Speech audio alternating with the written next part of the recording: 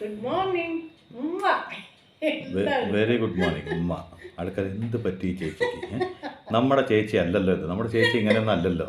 നമ്മുടെ ചേച്ചി ഒരു സാധാരണ നൈറ്റേക്ക് ഇട്ട് അടുക്കളയിൽ വന്നിട്ട് ഉണ്ടാക്കിയ വസ്തു തന്നെ വീണ്ടും വീണ്ടും ഉണ്ടാക്കി എന്തെങ്കിലും ഒരു സാധനം അതിൽ മിക്സ് ചെയ്തിട്ട് എന്നിട്ട് പറയും ഇന്നത്തെ എൻ്റെ കുക്കിംഗ് എന്ന് പറഞ്ഞ വരുന്ന അബ്ജക്ഷമ്മയ്ക്ക് ഇതെന്ത് സംഭവിച്ചു? അവർക്കറിയാം ഞാൻ വലിയ എന്താ പറയുക, അത്രയും വലിയ പാചക വിദഗ്ധ ഒന്നും അല്ലാതൊക്കെ അറിയാം. ഞാൻ എന്തെങ്കിലുമൊക്കെ ഉണ്ടാക്കി കാണിക്കുമ്പോൾ എനിക്കറിയുന്നത് ഒന്നാമത് ഞാൻ കണ്ടതും പിടിച്ചതും അങ്ങനെ എൻ്റെ കുടുംബത്തിൽ ഉണ്ടാക്കുന്നതോ എൻ്റെ അച്ഛൻ്റെ കുടുംബത്തിൽ ഉണ്ടാക്കുക അങ്ങനെയുള്ള സാധനങ്ങൾ കണ്ടു പഠിച്ചതൊക്കെ ഞാൻ ഇങ്ങനെ ഓരോന്ന് കണ്ടുപിടിച്ചു എന്ന് പോകാൻ പോയതാണ്. കണ്ടുപിടിക്കുകയല്ല പഠിച്ചത്, അതല്ലേ എനിക്ക് ഉണ്ടാക്കാൻ പറ്റുമോ? അപ്പൊ പിന്നെ അതൊക്കെ അവർ സഹിച്ചോളൂ. അവര് പറയും നന്നായിട്ടുണ്ട് തന്നെ പറയുള്ളൂ. എന്താ അറിയോ, ഒന്ന് ഞാൻ പറയാ എല്ലാം നന്നായിട്ടൊന്നല്ല, പക്ഷെ എന്നോട് അവർക്ക് അത്രമാത്രം സ്നേഹമാണ്. ആ ഇഷ്ടം കൊണ്ട് അവർക്ക് ഞാൻ ഉണ്ടാക്കുന്നതൊക്കെ ചേച്ചി സൂപ്പറായിട്ട്. ഇപ്പോ ഇഷ്ടം നഷ്ടം കഷ്ടം ഇത് മൂന്നും ഇല്ലാണ്ടൊരു ജീവിതം മുന്നോട്ട് പോകാൻ പറ്റില്ലല്ലോ. അപ്പൊ ചിലരെങ്ങനെ അറിയോ, സന്തോഷങ്ങൾ ഇപ്പൊ ഞാൻ പറഞ്ഞുതരാം. സന്തോഷത്തിന് പല വഴികളുണ്ട്. എന്നാൽ ഒരു മാർഗം ഒരു ചിന്ത ഞാൻ പറഞ്ഞുതരാം. നമ്മളൊന്ന് ആലോചിച്ച് നോക്ക്, അമ്മയൊന്ന് ആലോചിച്ച് നോക്ക് ശരിയാണോന്ന്. ഇപ്പൊ നമ്മുടെ വീട്ടിലേക്ക് നമുക്ക് വേണ്ടപ്പെട്ട ഒരു വിരുന്നുകാർ വരുന്നുണ്ടെന്ന് വെക്കുക. ഒന്ന് കരുതി കഴിഞ്ഞു എത്ര വേഗം. അപ്പോൾ ഒരു വിരുന്നുകാർ വരുന്നുണ്ടെന്ന് കരുതുക. ആ വിരുന്നുകാർ വരുന്നുണ്ടെന്ന് പറയുമ്പോൾ വൃത്തിയുള്ള നമ്മുടെ വീട് നമ്മളൊന്നും കൂടി വൃത്തിയാക്കും. അത്യാവശ്യം വൃത്തിയുള്ള നമ്മളൊക്കെ വീണ്ടും ഒന്ന് വൃത്തിയാവും. വീട്ടിലുള്ള ഡ്രസ്സൊക്കെ ചെറുതായിട്ടൊന്ന് മാറ്റില്ലേ? നമ്മൾ എന്നും എങ്ങനെ ഉണ്ടാവും? അങ്ങനെയൊന്നും ഉണ്ടാവില്ല. ചെറിയൊരു മാറ്റമൊക്കെ വരുത്തും. പിന്നെ നമ്മൾ ഉണ്ടാക്കുന്ന ഫുഡുകളിൽ എന്തൊക്കെ ഉണ്ടാക്കാൻ നമ്മളെ കൊണ്ടാവും പോലെ അത് എത്രത്തോളം നന്നാക്കാൻ പറ്റും, ഇത് ഇഷ്ടമാണോ അത് ഇഷ്ടമാണോ എന്നൊക്കെ ചെയ്യും. കാരണം എന്താ പറയുക, നമുക്ക് അവരോടുള്ളൊരു ഇഷ്ടമാണ്. അതിൻ്റെ പേര് ഒരു സന്തോഷമാണ്. ഇഷ്ടം സന്തോഷം ഇതൊക്കെ ഒന്നാണ്ട് ഒരു വർഗത്തിൽ പെടുമല്ലോ അതൊക്കെ. അപ്പോൾ ആ സന്തോഷം മനസ്സിലായില്ലേ? അപ്പോൾ ചിലപ്പോൾ നമുക്ക് തോന്നിപ്പോവും ഈ സന്തോഷം എപ്പോഴും ഇങ്ങനെ തന്നെ ഉണ്ടായതോ, ഒരിക്കലും നമ്മൾ വിട്ട് പോകാണ്ടിരുന്നത്. എന്ന് വെച്ചാൽ ഈ വിരുന്നുകാരുടെ കാര്യം മാത്രമല്ല പറയണം, ജീവിതത്തിൽ വരുന്ന ഓരോ സാഹചര്യങ്ങളും സന്ദർഭങ്ങളിലും വരുന്ന സന്തോഷങ്ങളൊക്കെ എന്നെന്നും ഇങ്ങനെ ഇരുന്നാണെന്നൊക്കെ തോന്നിപ്പോവും. പിന്നെ സങ്കടങ്ങൾ എങ്ങനെ ജീവിതത്തിൽ വന്നുകൊണ്ടുണ്ടാവും അതുപോലെ തന്നെ സന്തോഷങ്ങളും ജീവിതത്തിൽ വരുന്നുണ്ട്. നമ്മളൊന്നും അറിയാണ്ട് ചെറിയ സന്തോഷങ്ങളൊക്കെ നമ്മൾ മറന്നു പോകണു. പക്ഷെ എന്നും മനുഷ്യൻ ആഗ്രഹിക്കുന്ന സന്തോഷമാണ്. പക്ഷേ ചിലരുണ്ട് കേട്ടോ, എത്ര തന്നെ സന്തോഷം ജീവിതത്തിൽ ഉണ്ടായാലും എന്തോ ഒന്നും എനിക്കില്ല എന്നുള്ള സങ്കടത്തിൽ ജീവിക്കുന്ന പല വ്യക്തികളുണ്ട്. എന്ന് വെച്ചാൽ ജീവിതത്തിൻ്റെ സന്തോഷങ്ങൾ അനുഭവിക്കാൻ മറന്നുപോയിട്ട് എനിക്കെന്തോ ഒരു കുറവുണ്ട്, എനിക്കത് വേണം, അല്ലെങ്കിൽ അപ്പുറത്തുള്ളത് എന്തോ എനിക്ക് ഇപ്പുറത്ത് വേണം എന്നുള്ള എന്തോന്ന് കിട്ടാത്തതിന് എന്തിനും ആഗ്രഹിച്ചിട്ട് ഉള്ള നല്ലൊരു സന്തോഷത്തെ കളഞ്ഞുകൊണ്ടിരിക്കുന്ന ഒരുപാട് ആൾക്കാരുണ്ട്. ഈ വിരുന്നുകാരൻ്റെ കാര്യം പറഞ്ഞൊരു എക്സാമ്പിളാണ്. എന്താണെന്ന് പറഞ്ഞാൽ നമുക്കൊരു വിരുന്നുകാർ വരുമ്പോൾ നമ്മുടെ മനസ്സിലുണ്ടാവുന്ന ഒരു സന്തോഷം, നമ്മുടെ എന്ന് പറഞ്ഞ കുറച്ച് ആൾക്കാർ നമ്മുടെ വീട്ടിലേക്ക് വരുന്നുണ്ട് എന്ന് പറയുമ്പോൾ നമ്മുടെ ആ വീടിനെ എന്താ പറയുക, ഒരു വിഷു ഓണത്തിനൊക്കെ നമ്മൾ ഒരുക്കുമ്പോഴൊക്കെ ഒരുക്കി ചിരിച്ച മുഖത്തോട് നമ്മൾ സ്വീകരിക്കാൻ അവർ നിന്നതൊക്കെ സ്നേഹത്തിൻ്റെയും സന്തോഷത്തിൻ്റെയും ഒരു ഭാവമാണ്, മുഖമാണ് അല്ലേ? അതുകൊണ്ടാണ് ഞാനത് പറഞ്ഞത്. അതുപോലെ തന്നെ ജീവിതത്തിൽ എല്ലാ സന്തോഷങ്ങളും ഉണ്ടായിട്ടും ചിലർ എനിക്കെന്തോ ഒരു കുറവുണ്ട്, എന്താണ് ആ കുറവ് എന്നുള്ളൊരു ചിന്തയിലിങ്ങനെ സ്വയം ജീവിക്കാൻ മറന്ന് ഉള്ള സന്തോഷങ്ങളൊക്കെ ത്യജിച്ച് ഇല്ലാത്ത എന്തോ ഒരു ദുഃഖത്തെ എന്ന് വെച്ചാൽ ദുഃഖം ഉണ്ടാവില്ല, ഇല്ലാത്തൊരു ദുഃഖത്തെ എനിക്കതില്ലാത്തത് കൊണ്ടൊരു ദുഃഖമാണ്. ഇപ്പം അമ്മയ്ക്ക് അമ്മയാവാനാ പറ്റുള്ളൂ, വേറൊരാളാവാൻ പറ്റില്ല. വേറൊരാൾക്കോ അമ്മയാവാനും പറ്റില്ല. ഇത് മനസ്സിലാക്കാനോ നമുക്കും പറ്റില്ല. അതുകൊണ്ടാണ് നമ്മൾ ഇന്ന് ഉള്ള സന്തോഷം മറന്നിട്ട് ഒരു സങ്കടം എനിക്കുണ്ടെന്നൊരു സംശയം കൊണ്ട് ജീവിക്കണത്. അതെനിക്ക് അങ്ങനെ നീ പറഞ്ഞില്ലേ ആ ഒരു കാര്യത്തെ കുറിച്ച് എനിക്ക് ജീവനോടെ ഇരിക്കുന്ന രണ്ടുപേര്, എനിക്ക് നന്നായി അറിയാവുന്ന രണ്ടുപേരുടെ കഥ അതുപോലെയാണ്. അവർക്ക് എല്ലാ സുഖ സൗകര്യങ്ങളും ഉള്ളവരാണ് കേട്ടോ. എത്ര ആൾക്കാർ എന്തൊക്കെ ബുദ്ധിമുട്ടിട്ട് ജീവിക്കുന്നു. എന്താ പറഞ്ഞാൽ അയ്യോ കൂലിപ്പണിയെടുത്ത് ചിലർക്ക് മക്കൾ നോക്കണില്ല അല്ലേ, ഒന്നിനും അവഗണന മാത്രമേ. വയറ് നിറച്ച് ഭക്ഷണം കഴിക്കാൻ പറ്റാത്തവരുണ്ട്, അല്ലെങ്കിൽ നല്ല വസ്ത്രം എടുക്കാൻ പറ്റാത്തവരുണ്ട്, നന്നായി ആസ്വദിച്ച് ജീവിക്കാൻ പറ്റാത്തവരുണ്ട്, മക്കളുടെ സ്നേഹം കിട്ടാത്തവരുണ്ട്, ഭർത്താവിൻ്റെ സ്നേഹം കിട്ടാത്തവരുണ്ട്. എന്നിട്ടും അവരൊക്കെ ചെറിയ കാര്യങ്ങളിൽ സന്തോഷം കണ്ടെത്തുന്നത് ഞാൻ കണ്ടു. ഭർത്താവിൻ്റെയും ഭാര്യയുടെയും സ്നേഹം കിട്ടാത്തവരുണ്ട്, വളർത്തി വലുതാക്കി മക്കളെ തിരസ്കരിച്ച് പോയവരുണ്ട്. എന്തെങ്കിലും ഒരു ദിവസം ഭർത്താവ് സ്നേഹേ ഇല്ല, എന്നും വഴക്കും വയ്യാവലിയും ഒക്കെ ആയിരിക്കും. പക്ഷെ എന്തെങ്കിലും ഒരു ദിവസം ഭർത്താവ് എന്തെങ്കിലും ഒരു സാധനങ്ങൾ കൊണ്ടുവന്ന വീട്ടിലേക്ക്, അത് ഇന്ന് ഏട്ടന് ഇത് കൊണ്ടുവന്നു എന്ന് പറഞ്ഞാൽ അതിൽ സന്തോഷിക്കുന്ന എത്രയോ വീട്ടമ്മമാരുണ്ട്. അതുപോലെ മക്കള് എൻ്റെ മകൻ അവിടെ വന്നിട്ട് ഇവിടെ വന്നില്ല, എന്നെ കണ്ടില്ല, എനിക്ക് ഭയങ്കര സങ്കടം എന്നൊക്കെ പറഞ്ഞിരിക്കുന്നവരുണ്ട്. അങ്ങനെ ഇരിക്കുമ്പോൾ കാണാം 2-3 ദിവസം കഴിയുമ്പോൾ അവരെ മകനൊന്ന് വന്നു എന്ന് പറഞ്ഞാൽ അതേ എൻ്റെ മകൻ വന്നു, എന്നോട് എന്ത് സ്നേഹത്തിലാണ്, ആ ഒരു സന്തോഷം കാണണം. അപ്പോൾ അവർക്കൊക്കെ ഒരു ചെറിയ സന്തോഷം കിട്ടിയാൽ മതി, അവരത്രയും വലിയ ഒരു സന്തോഷമാക്കി അതിനെ മാറ്റും. അങ്ങനെയുള്ളപ്പോൾ സകല സൗഭാഗ്യങ്ങളും ഉള്ള ചിലർ, ഞാൻ അറിയുന്ന 2 പേരാണ്. ചിലപ്പോൾ എൻ്റെ ഈ വീഡിയോ കാണുമ്പോൾ അവർ അറിയാം അമ്പുജൻ നമ്മളെക്കുറിച്ച് പറഞ്ഞതെന്ന് അവർക്ക് മനസ്സിലാവും. എന്തായാലും കുഴപ്പമില്ല, എന്താ പറഞ്ഞാൽ ഞാൻ അവരോട് നേരിട്ട് പറയാറുണ്ട്, എന്തിൻ്റെ കുറവാണ് നിങ്ങൾക്ക്, ഒരു കുറവില്ല, വെറുതെ എന്തിനങ്ങനെ വിഷമിക്കണമെന്ന് ഞാൻ അവരോട് പരസ്പരം 2 വീടും കുറച്ച് അടുത്തടുത്താണ്. അപ്പോൾ പോകുമ്പോൾ 2 സ്ഥലത്തും പോവുകയും അപ്പോൾ ഞാൻ അവരോട് പറയാറുണ്ട്, എന്തിനാ നിങ്ങൾ വെറുതെ അങ്ങനെ ഇല്ലാത്ത ടെൻഷൻ ഉണ്ടാക്കി ഇങ്ങനെ സന്തോഷം ഇല്ലാണ്ടാക്കുന്നത്, നിങ്ങൾ 2 പേരും നന്നായിട്ടാണ് ജീവിക്കുന്നതെന്ന് ഞാൻ പറയാറുണ്ട്.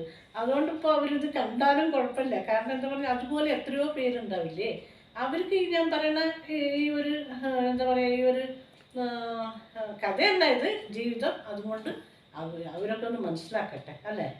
എന്താന്ന് പറഞ്ഞാൽ ഒരു വീട്ടിൽ അവർ ഒരു മോളെ കല്യാണം കഴിച്ചു കൊടുത്തു, 2 ആമക്കൾ. അവർ ഒരാൾ ദുബായിലും ഒരാൾ എവിടെയാണ് ഓസ്ട്രേലിയയിലോ അങ്ങനെ എവിടെയാണ്. അവരൊക്കെ ദൂരം ജോലി സ്ഥലത്താണ്. അപ്പോൾ എന്താന്ന് പറഞ്ഞാൽ ഈ അമ്മയെ 3 മക്കൾക്കും ജീവനാണ്. അപ്പോൾ അച്ഛനില്ല. അങ്ങനെ ഉള്ളപ്പോൾ ഇവർക്ക് എന്താന്ന് പറഞ്ഞാൽ ജോലിക്ക് ഒരാളെ നിർത്തിയിട്ടുണ്ട്. ഏതു സമയവും അവർ ഇവർക്ക് വീഡിയോ കോളിൽ എന്നും 2 പ്രാവശ്യം ദിവസം വിളിക്കും. എല്ലാ കാര്യങ്ങളും ഉണ്ട്, നമ്മുടെ സകല കാര്യങ്ങളും നോക്കുന്നുണ്ട്.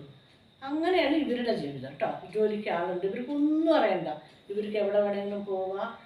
അവർക്ക് ഡ്രൈവിങ് അറിയാം സ്വയം. അപ്പോൾ അവർ ഡ്രൈവ് ചെയ്ത് പോകും, വേലക്കാരിയെ കൂട്ടിയിട്ടോ അല്ലെങ്കിൽ അവർക്ക് ഇഷ്ടമുള്ള ഏതെങ്കിലും അയൽവക്കത്തെ ഫ്രണ്ട്സിനെ കൂട്ടിയിട്ടൊക്കെ അവരുടെ കൂടെ ഞാനും പോയിട്ടുണ്ട് ഇടയ്ക്കൊക്കെ.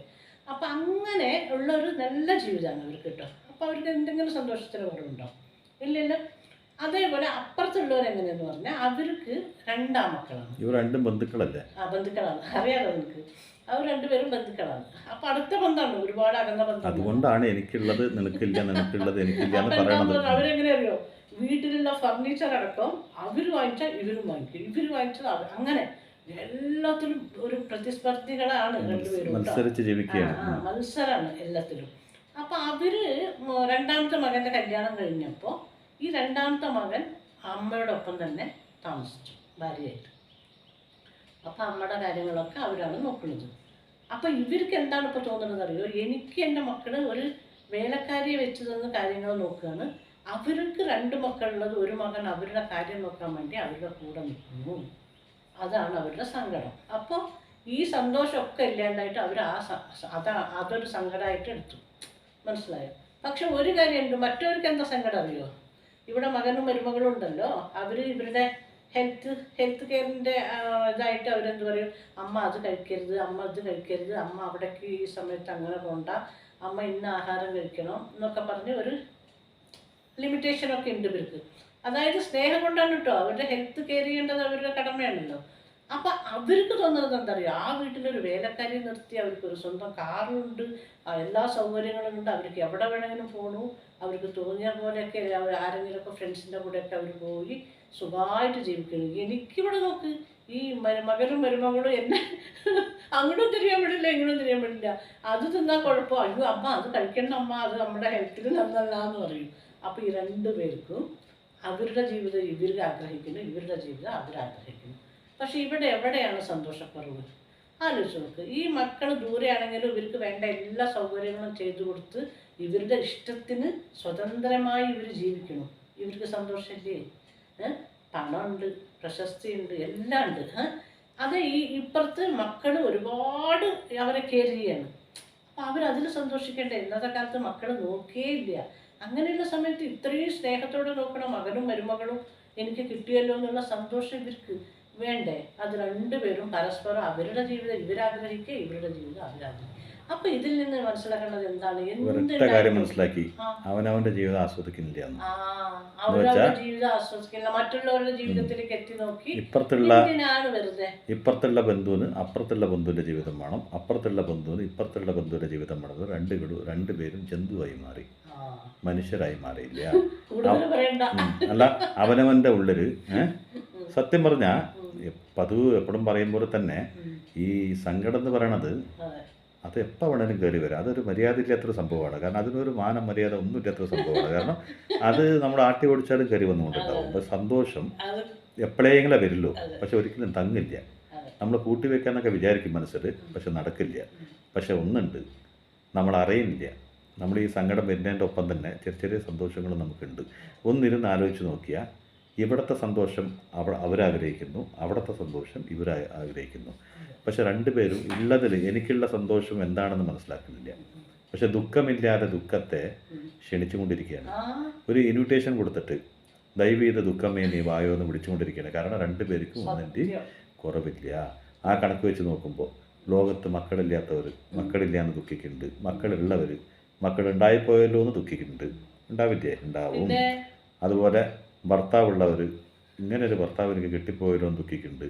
ഭർത്താവ് മരിച്ചു പോയവർ എൻ്റെ ഭർത്താവ് എത്ര നല്ലവനായെന്ന് എന്നെ വിട്ടുപോയല്ലോ, അല്ലെങ്കിൽ ഇപ്പോൾ ഇല്ലാണ്ടായിപ്പോയല്ലോ എന്ന് ദുഃഖിക്കുന്നുണ്ട്. ചിലർ നല്ല ഭാര്യയാണ് എനിക്ക് കിട്ടിയതെന്ന് സന്തോഷിക്കുന്ന ആൾക്കാരുണ്ട്. ചിലത് ഇങ്ങനെ ഒരു മൂദേവി എനിക്ക് കിട്ടിയല്ലോ എന്ന് ദുഃഖിക്കുന്ന ആൾക്കാരുണ്ട്. അപ്പോൾ ജീവിതം അതെ ആരും സംതൃപ്തിയായിട്ട് ജീവിക്കില്ല.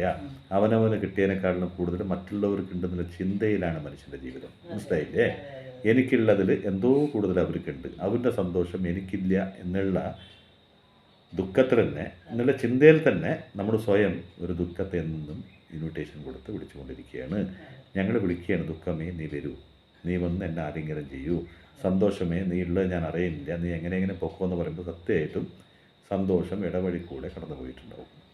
അപ്പോൾ ജീവിതത്തിൽ എല്ലാവർക്കും ഓരോരോ ജീവിതങ്ങൾ നൽകിയിട്ടുണ്ട്. അതിൽ അതിൻ്റെതായ സന്തോഷങ്ങളും സങ്കടങ്ങളും ഉണ്ട്. സത്യത്തിൽ ഒരല്പ സങ്കടമൊന്നും ഇല്ലെങ്കിൽ ജീവിതത്തിൽ സന്തോഷം എന്താ നമുക്ക് അറിയാണ്ട് പോകും. അതെ ഇപ്പോൾ അമ്മ ഒന്ന് ആലോചിച്ച് നോക്കി, ഏത് നേരം നമ്മളിങ്ങനെ ക്ലോസപ്പിൻ്റെ പരസ്യം പോലെ ചിരിച്ചുകൊണ്ട് തന്നെ ഉണ്ടെങ്കിൽ ഇടയ്ക്ക് എപ്പോഴെങ്കിലും ഒന്ന് കരയാൻ തോന്നും അല്ലേ?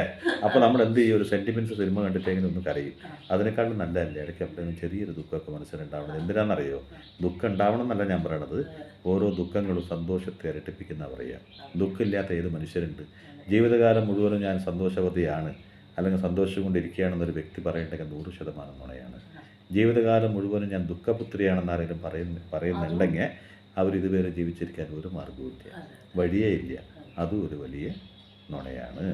അപ്പോൾ ഇത് രണ്ടും ഒരുമിച്ചുണ്ടാവും. ഈ അപ്പുറത്തെ കണ്ണും ഇപ്പുറത്തെ കണ്ണും ഇല്ലേ, അതുപോലെ ദുഃഖവും സന്തോഷമൊക്കെ ഒരുമിച്ച് നമ്മുടെ ജീവിതത്തിൽ വരും. അതിന് ദുഃഖത്തിനെ ആസ്വദിക്കാൻ പഠിക്കണം, സന്തോഷത്തെ എന്താ പറയുക, അല്ല ദുഃഖത്തെ ആസ്വദിക്കാനല്ല, സന്തോഷത്തെ ആസ്വദിക്കാനും ദുഃഖത്തെ തരണം ചെയ്യാനും പഠിക്കാനും എൻ്റെ ജീവിതം അല്ലേ? ഇപ്പോൾ ഒന്ന് ആലോചിച്ച് നോക്കി, എന്നും നമ്മൾ ചെറിയ ചെറിയ സന്തോഷം കാണുമ്പോൾ നമുക്ക് സന്തോഷിക്കാം. ഏത് നേരം നമ്മൾ അവരെ പോലെ ഞാനില്ല, എൻ്റെ വീട് അവരെ പോലെ അല്ല, അങ്ങനെയൊന്നും വിചാരിക്കരുത്. നമ്മൾക്ക് എന്താണ് വിധിച്ചിട്ടുള്ളത് അത് നമ്മൾ അനുഭവിക്കുക. അപ്പോൾ അതിൽ സന്തോഷം കണ്ടെത്തുക. ഇതൊന്നും ഇല്ലാണ്ട് എല്ലാം ഉണ്ടായിട്ടും സന്തോഷം സന്തോഷം ഇല്ല എന്ന് പറയുന്നത് അതൊരിക്കലും ശരിയല്ല. അതുകൊണ്ട് അവരുടെ ഹെൽത്തും നന്നാവില്ല. പിന്നെ നീ കണ്ടിട്ടുണ്ടോ, നമ്മളൊന്ന് നന്നായി സന്തോഷിച്ച് ചിരിച്ചു കഴിഞ്ഞാൽ തന്നെ ഒരു മേക്കപ്പും വേണ്ട, നമ്മുടെ മുഖത്തൊരു സൗന്ദര്യം തന്നെ വരും അല്ലേ? എന്താ അറിയോ, നമ്മൾ ഉള്ളു തുറന്ന് ചിരിക്കുമ്പോൾ ആ ഉള്ളു തുറന്ന് സന്തോഷിച്ച് ചിരിക്കുന്ന ഒരു ചിരിയില്ലേ, അതിൽ സൗന്ദര്യമുണ്ട്. അല്ലാണ്ട് കുറേ ആർട്ടിഫിഷ്യൽ എന്തൊക്കെയൊക്കെയോ ചെയ്ത് നമ്മളൊരു ആർട്ടിഫിഷ്യൽ ചിരി ഇങ്ങനെ ചിരിക്കില്ലേ, അതിന് സൗന്ദര്യം ഇല്ല. അതുപോലെ തന്നെയാണ് സന്തോഷം. അങ്ങനെയാണ്, വെറുതെ സന്തോഷമുണ്ട് എന്ന് പറഞ്ഞ് വെറുതെ ഇങ്ങനെ ചിരിച്ചോണ്ടായില്ല. ആ ചിരിയില്ലേ, അത് ശരിക്കും മനസ്സിൻ്റെ ഉള്ളിൽ നിന്ന് വരുന്ന ഒരു ചിരിയാണെങ്കിൽ മാത്രം ആ ചിരിക്ക് ഒരു സൗന്ദര്യം ഉണ്ടാവും അല്ലേ? അതുപോലെ മനുഷ്യർ എങ്ങനെയാണോ ഒരു വിരുന്നുകാർ വരുമ്പോൾ നമ്മൾ നമ്മളെ വീണ്ടും ഒരുക്കിക്കൊണ്ടിരിക്കുന്നത്, ചന്തള്ള ഞങ്ങൾ ഒന്നും കൂടി ചന്താവാൻ ശ്രമിക്കണത്, നന്നായിട്ടുള്ള വീടിനെ ഒന്നും കൂടി നന്നാക്കാൻ ശ്രമിക്കുന്നത്, അതുപോലെ തന്നെയാവണം നമ്മുടെ ജീവിതത്തിൽ വരുന്ന വിരുന്നുകാരനാണ് സന്തോഷം. അതിനെ എന്നെന്നും സ്വീകരിക്കാനും എന്നെന്നും നമ്മുടെ ഉടലിനെ മുറുക്കി പിടിക്കാനും നമ്മൾ ശ്രമിക്കും. പക്ഷെ വിരുന്നുകാരെ പോലെ രണ്ടും നിൽക്കത്തില്ല. വിരുന്നുകാരും വന്ന വീട്ടിൽ നിൽക്കില്ല, സന്തോഷവും ഒരിടത്തൊരിക്കലും നിരന്തരമായി നിൽക്കില്ല. അപ്പോൾ നമ്മളെന്നും സന്തോഷത്തെ സ്വീകരിക്കാൻ ഒരുങ്ങിയിരിക്കണം. എന്ന് വെച്ചാൽ നമ്മുടെ മനസ്സ് സന്തോഷത്തെ സ്വീകരിക്കാൻ തന്നെ ഒരുങ്ങിയിരിക്കണം. എങ്ങനെയാണോ നമുക്ക് ഇഷ്ടപ്പെട്ട വ്യക്തികൾ നമ്മളെ കാണാൻ വരുമ്പോൾ നമ്മളെ തന്നെ മിനുക്കിയെടുക്കണം, അതുപോലെ നമ്മുടെ മനസ്സിനെയും ശരീരത്തിനെയും മിനുക്കിയെടുത്ത് സന്തോഷത്തെ ഇൻവിറ്റേഷൻ കൊടുത്ത് വിളിക്കണം. സങ്കടത്തെ വാതിലടച്ച് പറയണം പൊക്കോന്നൊക്കെ, വാതിലടക്കുക കൂട്ടിയിടുക ഒക്കെ ചെയ്യണം. പക്ഷെ എന്നാലും പൂജ്യം വരും, അത് ജനലിൽ കൂടെ വരും. ഇനി ജനലും അടച്ചു കഴിഞ്ഞാൽ എന്തെങ്കിലും ഒരു ചെറിയ ഓട്ടക്കൂടെ ഇങ്ങനെ അത് വന്നു പോകാണ്ടിരിക്കില്ല. വന്നോട്ടെ, മൈൻഡ് ചെയ്യാണ്ട് വിട്ടേക്കണം അല്ലേ? പിന്നെ ഒരിക്കലും ഒരു കാരണവശാലും ഇനിയൊരു വ്യക്തിയുടെ ജീവിതം നോക്കി നമ്മൾ കൊതിക്കരുത്. കാരണം നമ്മുടെ ജീവിതം ഒന്നും കൂടി നന്നാക്കാൻ മാത്രം ശ്രമിച്ചാൽ മതി. അതിനോട് ഒരാൾക്ക് കിട്ടിയ ജീവിതം അത് അവരുടെ മാത്രം ജീവിതമാണ്. അത് അവരനുഭവിക്കട്ടെ സന്തോഷമായിട്ട്, അത് നോക്കി നിങ്ങൾ സന്തോഷിച്ചോളൂ. പിന്നെ പക്ഷെ ആ ജീവിതം എനിക്ക് വേണമെന്ന് ആഗ്രഹിക്കും. പക്ഷെ നമ്മുടെ ഉള്ളിൽ സന്തോഷമില്ല എന്നൊരു തോന്നൽ മാത്രം ഒരിക്കലും വരുത്തരുത്. അപ്പം നിങ്ങളിലേക്ക് തന്നെ ഒന്ന് റിവൈൻഡ് ചെയ്ത് നോക്കുക. ഉണ്ടാവും, അവർക്കില്ലാത്തത് എന്തോ ഒരു സന്തോഷം നിങ്ങളുടെ ഉള്ളിലുണ്ടാവും. അതാണ് സത്യം. അതന്നെയാണ് സത്യം. അപ്പൊ എല്ലാവർക്കും എന്തെങ്കിലും ഒരു സന്തോഷം ഉണ്ടാവില്ലേ? ആ സന്തോഷത്തെ ഓർത്ത് സന്തോഷിക്കുക. അതിൽ എന്താ പറയുക, ജീവിതത്തിൻ്റെ എല്ലാ സൗഭാഗ്യങ്ങളും ഉണ്ടെന്ന് വിചാരിക്കുക. മറ്റുള്ളവരുടെ ജീവിതത്തിൽ സന്തോഷം കണ്ട് അയ്യോ അതുപോലെ എനിക്കാവണമെന്ന് അങ്ങനെ ഒരിക്കലും ആഗ്രഹിക്കരുത്. നമുക്ക് ദൈവം വിധിച്ചത്, നമുക്കുള്ളത് നമുക്ക് കിട്ടും.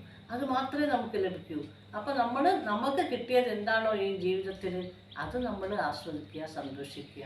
അല്ലാണ്ട് മറ്റൊരാളുടെ ജീവിതം അതുപോലെ ആവണം എന്ന് ഒരിക്കലും ആഗ്രഹിക്കരുത്. കാരണം അത് അങ്ങനെ ആവണമെന്ന് നമ്മുടെ വിധി ഉണ്ടെങ്കിൽ അത് താനായി ഉണ്ടാവും. അതിനുവേണ്ടി നമ്മൾ ഒരുപാട് അയ്യോ അവരെ പോലെ ഞാനായില്ലല്ലോ, ഇവരെ പോലെ ഞാനായില്ലല്ലോ എന്ന് ഒരിക്കലും വിചാരിക്കരുത്.